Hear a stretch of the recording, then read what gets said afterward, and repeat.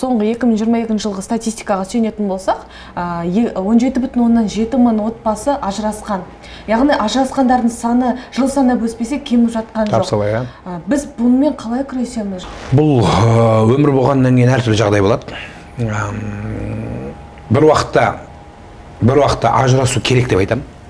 Енді ұрып өлтіріп басын жарып жатса, түзелмейтін адам болса, енді ол ешкім өле бер демейді ғой. Енді ол жерде адамның өмірі қор болмау керек. Мысалы бар, кейбір енді қатал емес, қатыгез кәдімгі жауыз тиран адамдар бар. Ұрып соғып, немесе әбден бір қорлыққа түсіреді. Сол кезде не адам өле бер керек пе? Жоқ, ондай емес.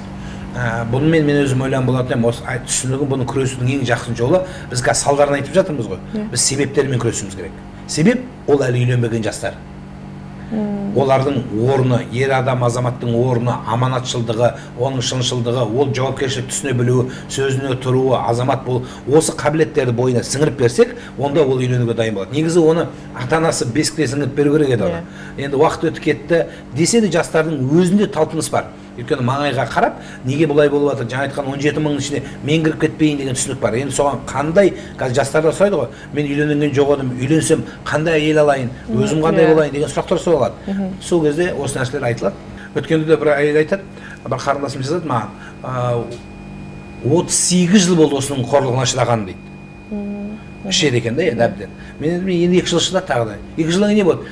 Бұлай не бұлай болды деді адам. Мен сізді үйреніп де сен де қазір ар жағында не қалды енді? 38 жыл шыдаған адам. Енді соған біреу асығыстық қылып ажырас деп жатыр. Өзіңіз ойлаңызшы. 38 жыл тұрған адам осыған шыдады ғой. Енді ар жағында бір қанша жыл өмір бар адамда. Енді соған жаңағы неге беріліп, кішкене жеңілтекке отбасы бұзып кетсе не болады? Сондықтан әлбетте ұрып жатпаса, соғып жатса шет екен құлап қалады екен. Әйел онсыз да өзі сүйреп келе жатыр. Енді үйде ерім бар, бір отағасы бар деп көрсеткенге жарайды бар болған сол дейді. Оның өзі жаман емес қой.